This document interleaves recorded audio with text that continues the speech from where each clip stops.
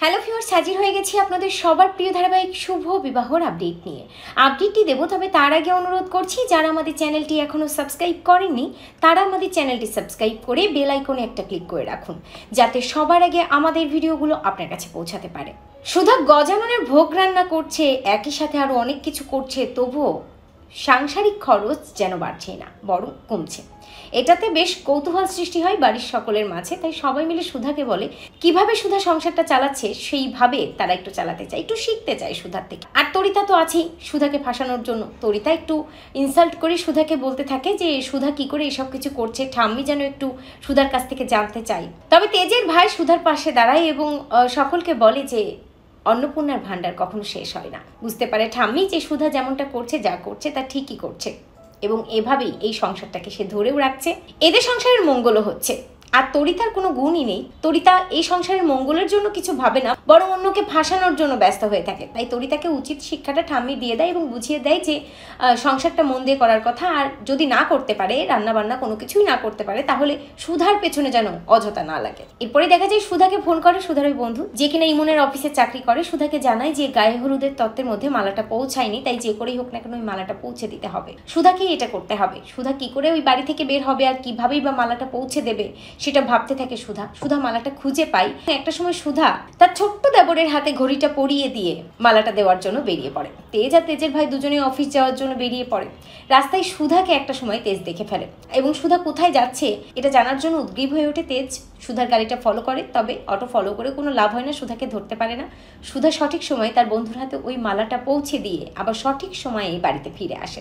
ইমন সুধাকে দেখে ফেলে, তবে ওটা সুধা ছিল সেটা বুঝতে পারে না। ইমন ভাবতে থাকে খুব চেনা চেনা লাগলো পেছন থেকে, কে ও সেটা বুঝতে পারে না ইমনের সন্দেহ হয় মাত্র। অন্যদিকে দেখা যায় তেজ সুধার অটো ফলো করে যখন সুধাকে ধরতে পারে না তখন বাড়িতে চলে যায় যে সুধা বাড়িতে আছে কিনা দেখার জন্য, এবং তেজ বাড়িতে গিয়ে বেশ হুলস্থুল কাণ্ড কারখানা বাঁধায় সুধা কোথায় গেছে এটা জানার জন্য।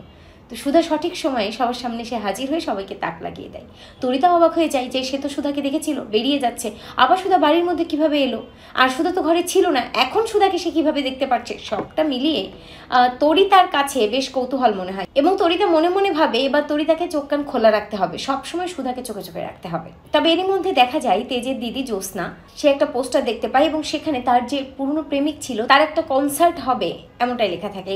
জ্যোৎস্না তার হাজব্যান্ডের কাছে অনুরোধ করে তাকে নিয়ে যাওয়ার জন্য। তার হাজব্যান্ড তাকে কথা দেয় যে ঠিক আছে নিয়ে যাবে, তাকে ঠাম্মির কাছ থেকে পারমিশন নেবে। ঠাম্মির কাছ থেকে পারমিশন নেয় এবং ঠাম্মি বলে সকলকে যাওয়ার কথা।